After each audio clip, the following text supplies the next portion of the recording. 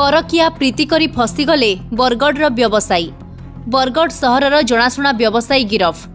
संपृक्त महिला बरगढ़ सहरर एक होटेल रे रखी व्यवसायी जनक शारीरिक संपर्क रखिथिबा बरगढ़ टाउन थाना रे अभियोग होइथिला। अभियोग को भित्ति करी बरगढ़ टाउन थाना रे एक मामला रुजु करने सहित बुधवार मध्याह्न रे व्यवसायी को गिरफ करिछि टाउन थाना पुलिस।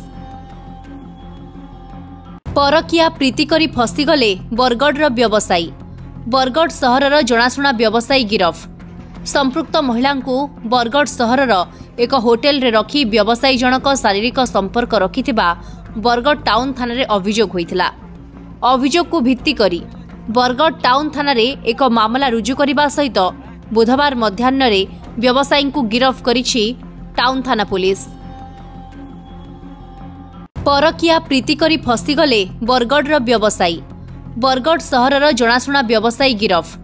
संपृक्त महिला बरगढ़ सहरर एक होटेल रे रखी व्यवसायी जनक शारीरिक संपर्क रखिथिबा बरगढ़ टाउन थाना रे अभियोग होइथिला।